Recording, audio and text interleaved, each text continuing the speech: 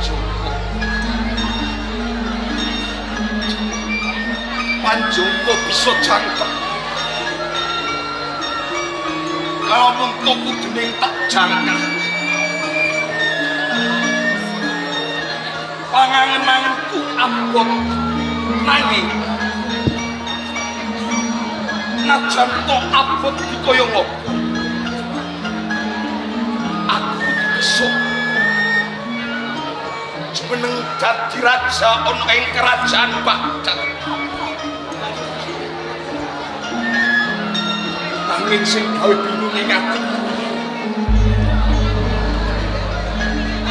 Aku ning gone Baghdad iki mung trimo sak putra saka garwa selir. Apa aku yang mengkone bisa kelakon jumeneng dadi raja ning kerajaan Baghdad?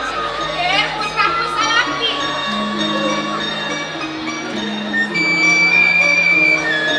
Salabi. Kanjeng Ibu Rohyanti.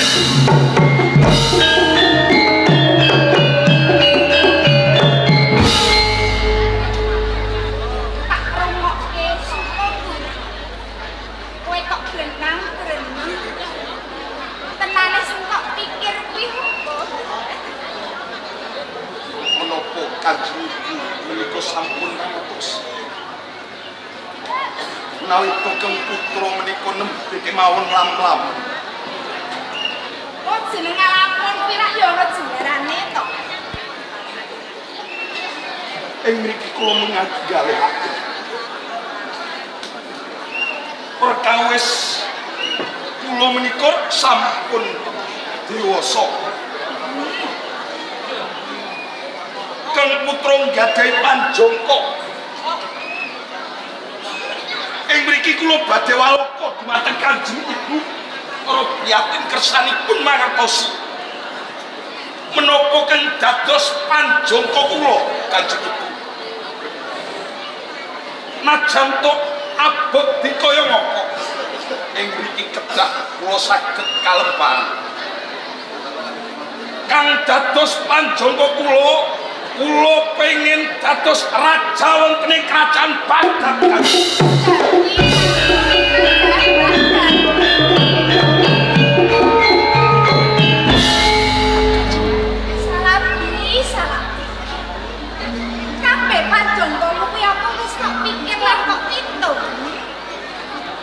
Jeneng kowe kuwi sapa? Bener kowe putra raja utawa ratu. Nanging kowe mung patutan saka garwa selir. Cara silah pararankan nggih. Sing menang jumeneng ratu ning kerajaan Baghdad kuwi sedulurmu. Risman. Dudu kowe. Mergo Risman kuwi turontos bapa raja patutan ibu ratu. Mula cabar ki yo nggih cabar terus anggonku kepengin nglenggahi daftar Prabu ana ing kerajaan Baghdad. Kanjeng Ibu ngendikan kalamuntuk ingkang patut jumeneng dados raja menika ingkang parikedah turuntus ratu lan ibu ratu ingkang patut dados raja wonten ing kerajaan Baghdad. Kanjeng Ibu ngandhakaken mbok bilih Risman. Iki bener pancen. Kanjeng Ibu. Piye? Ing mriki kula pengin miterang dumateng Kanjeng Ibu Rohyanti. Gelis dadi wae. Kenging menapa kula pengin jumeneng dados raja wonten ing kerajaan Baghdad. Najan to kula boten turun ibu ratu utawi garwa prameswari. Najan to mung sak garwa selir. Monggo katuran pirsa Kanjeng. Panjenengan nika wonten ing kerajaan Baghdad menika namung sak garwa selir. Pindhane panjenengan menika namung nunut.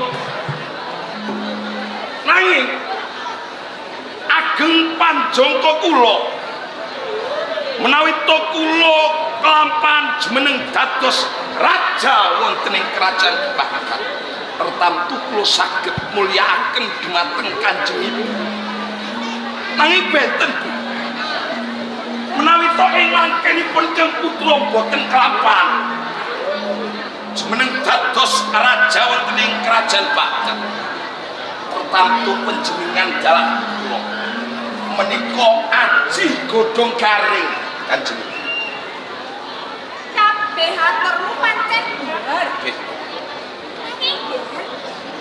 terus kanthi cara kepiye aku kudu nganggo adegdaya nopo dimen kowe bisa njongko apa sing kok karepe paribasane cebol gayung lintang cicak motal blek ya ora bakal kakak ya panjenengan ampun mukus kula menika putra panjenengan basan kula alit panjenengan ageng-ageng bodho panjenengan pinter panjenengan menika pindhan ing kepunden kula Kanjeng Ibu kula pengin sanget nuwun palilah panjenengan Kanjeng panjenengan kersa mboten kersa pados cara paweka amprih kula kelampahan jumeneng dados raja wonten ing Baghdad aku kudu gawe cara nggih lamun kok aku mikir menggalih gawe cara kepiye dinen bisa kabeh kuwi apa ya bisa bakon bisa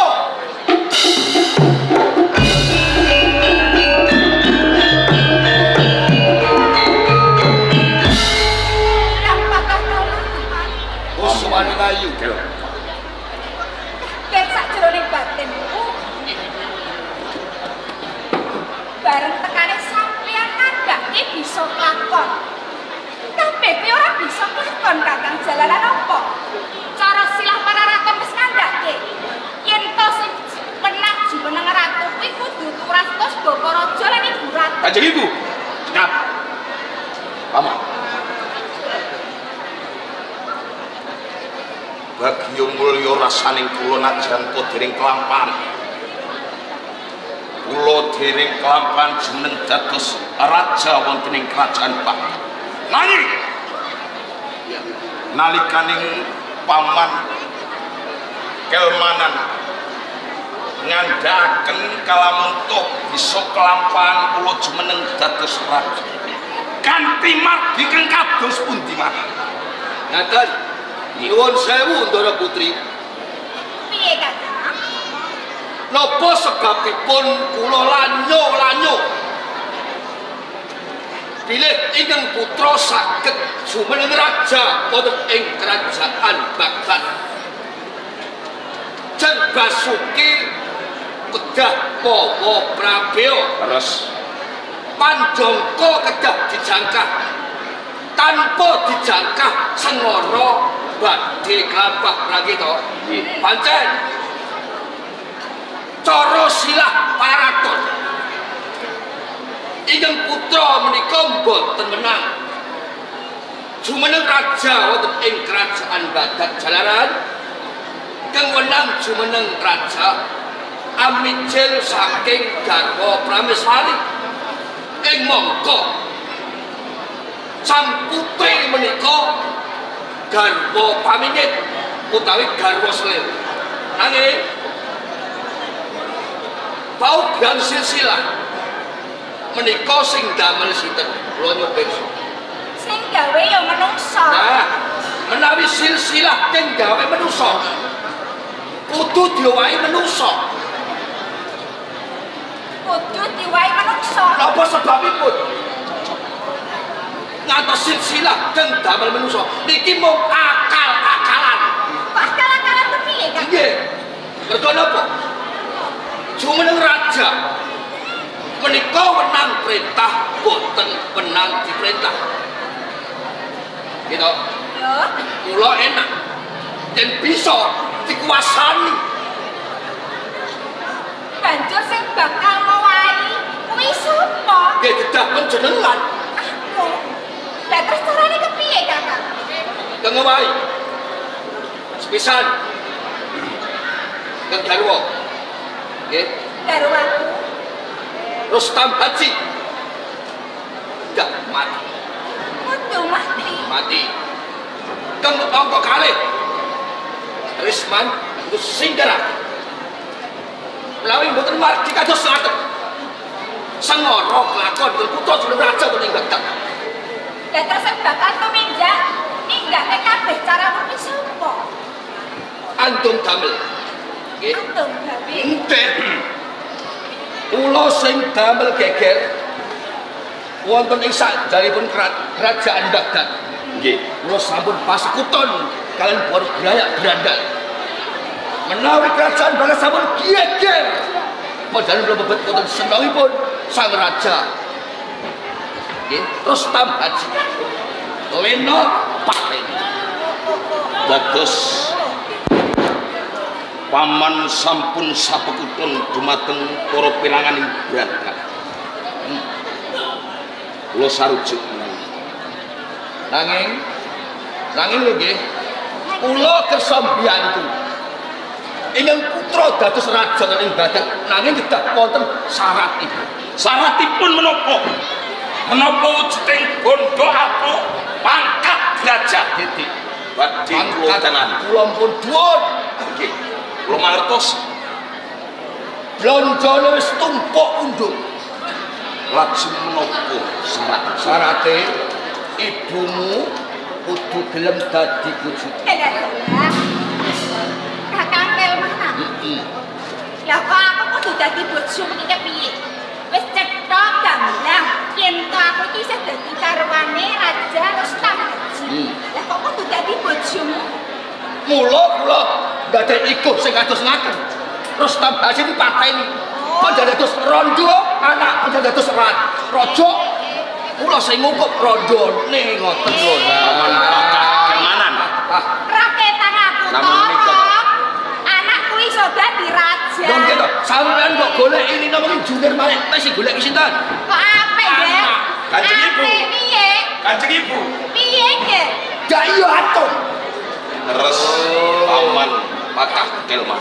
Iya. Kanjeng Ibu salabi kersa panjenengan dados garwanipun paman Pakah Kelmanan ampreh gegayuhan kula saged kasembadan dados raja wonten ing kerajaan Baghdad. Monggo dipun penggalih. Menawi kersa lho nggih, menawi mboten kersa mboten menapa-menapa. Wong sing rugi mboten kula mawon kok. Sing rugi panjenengan mereka napa? Anak panjenengan mboten saged dados raja. aboliane to kakak Lho liyane nggih napa? aku durung saguh nggih kok jeneng Tresna kaya ya ora iso dipeksa to Kanjeng Rama menika rak sampun yuswa lungsi. Ya, Sampun sepuh. nadyan tuwane aku iki Tresna Kanjeng Ibu, piye nggih panjenengan langkung tresna Kanjeng Rama napa langkung tresna dumateng kula? ya Tresna Kula putra panjenengan lho. Kula tetes panjenengan. nek cara aku ya tetep abot anak. Lah oleh sampean dipegat kalih Rustam Haji. Pun sampean mboten ganggu. Nek anak tetep anak. piye ya lamun aku mau Mboten sida batal. Wah, cilaka Kanjeng. Batal sanipun panjenengan kersa. ya wis aku saguh ya aku saguh Ya. aku saguh dadi bojomu kakang Kelman Ngene ya cocok. Menawi panjenengan boten kersa, boten saguh, mangke pajar sampean mulih dhewe. Ya. Wis yen pancen cetha kaya ngono, saiki aku ya wis saguh dadi bojomu. Ayo ditindakke. Nah. Nek gelis sadiake putraku jumeneng raja ana ing kerajaan. Menawi kados ngaten kula nyuwun pamit. Kula tak sakjaipun kerajaan Baghdad nglampahake gerayak grandel pas tak dawuh kerajaan Baghdad. Wis hati-hati kakang Kelman. Mangke calon tiang sepuh. Atas sing paman Pakah Kelmanan menika tiang sanes. Piyambakipun tansah midhangetaken dumateng kula. Kula kanthi ing wekdal sapunika kula saged muji. Baghdad bagya mulya rasane kula. Yen harus delok maneh bakal dadi raja